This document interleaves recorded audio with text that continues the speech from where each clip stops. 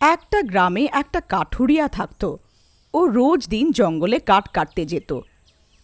রোজের মতো ও জঙ্গলে কাঠ কাটছিল, তখনই সন্ধে হয়ে যায়। আরে এ কি, আজ তো সময়টা জানতেই পারলাম না। এখন যদি রাত হয়ে যায় তাহলে তো অনেক বড় বিপদে পড়ে যাব। তারপর ও ঘরের দিকে ফেরত যাচ্ছিল, আর তখনই জোরে জোরে বৃষ্টি আরম্ভ হলো। আরে এ কি, হঠাৎ বৃষ্টি কি করে হচ্ছে?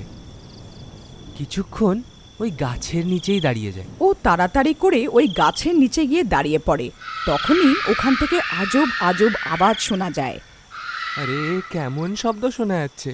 হে ভগবান, আমার মনে হয় আজ অনেক বড় বিপদে পড়বো আমি। তখনই বৃষ্টি থেমে যায় আর ও নিজের গ্রামের দিকে চলতে লাগে। তখনই ও অনুভব করলো যে কেউ ওকে তাড়া করছে। ও বারবার পেছন ফিরে দেখে, কিন্তু ও পেছনে কাউকে দেখতে পারে না। তারপর ও আগে যেতে লাগলো।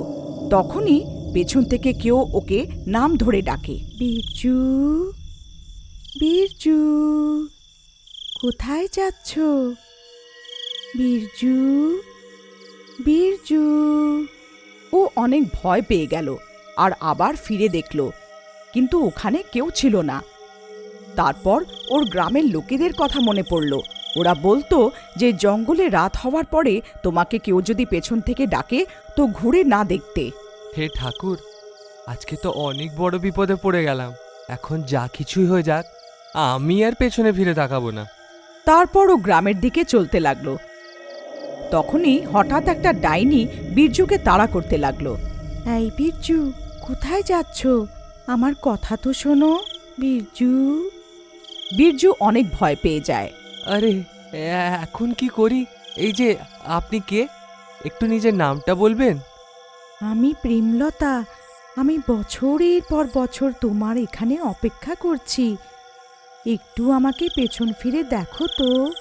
আরে না না প্রেমলতা, আজ আমার বাড়ি যেতে দেরি হচ্ছে। আমার বউ আমার জন্য অপেক্ষা করছে হবে হয়তো।